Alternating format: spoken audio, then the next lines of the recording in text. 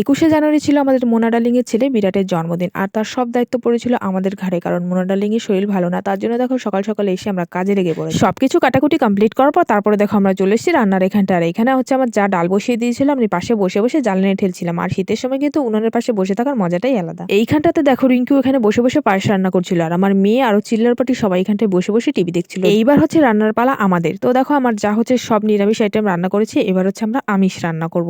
তো এখানটা দেখো মাংসের জন্য আলু ভাজতে দিয়েছি, আলু ভাজা হয়ে গেছে। তারপরে এই যে দুজনে মিলে হচ্ছে মাংস রান্না শুরু করে দিয়েছি। এখানটা কিন্তু 5 কিলো মাংস ছিল। লোকজন সেরকম বেশি ছিল না, কম লোকেরই আয়োজন ছিল। তারপরে দেখো এই যে আমাদের মাংস টাংস রান্না কমপ্লিট হয়ে গেছে। তোমরা কিন্তু দেখে বলো যে কেমন হয়েছিল। সবাই কিন্তু খেয়ে খুবই তারিফ করেছিল, খুব সুন্দর হয়েছিল।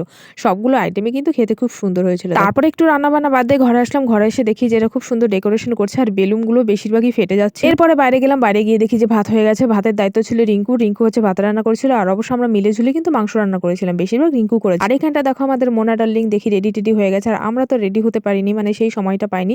তো দেখো আমি নিজেকে বলছিলাম পুরো অগোছালো লাগছিল, মানে যেরকম ছিলাম ওরকম ভাবেই চলে এসেছি। আর এখানটায় যে বিরাটের হচ্ছে কেক কাটিং হচ্ছে, এখনো আরো অনেক ফুটেজ ছিল, সেগুলো হচ্ছে আমি দেখাতে পারিনি, এত কিছু তো নেওয়া যায় না। তো বিরাট এই যে দেখো কেক তোর মাকে খাওয়াচ্ছে, খাইয়ে হচ্ছে মুখে ডলে দিয়েছে। দেখো ছেলের কি কাণ্ড। তারপরে যেখানটা আমি বসে বসে হচ্ছে কেক কাটিং করছিলাম, আমার মেয়ে পাশে বসেছিল। আমার মেয়ে যে কি হয়েছে, মানে ওর কেক খেতে নাকি এতই ভালো লাগে। আমি এখানে কাটছিলাম আর ওখান থেকে টুকটুক করে নিয়ে নিয়ে খাচ্ছি। কেক টেক কাটিং কমপ্লিট করে এখন দেখো আমরা চলে এসেছি খেতে দিতে। মানে দিলীপ দা ওখান থেকে ভাত দিচ্ছিল, আমি হচ্ছে ডাল দিচ্ছিলাম, তারপরে আরো সবকিছু হচ্ছে সবাই মিলে দিচ্ছিলাম।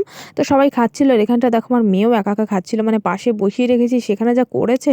তারপর ওকে ফাঁকা জায়গা নিয়ে বসিয়ে দিয়েছি। সব শেষে যে আমরা হচ্ছে খেতে বসে গেছি, আমাদের হচ্ছে দিলীপ দা খেতে দিচ্ছিল।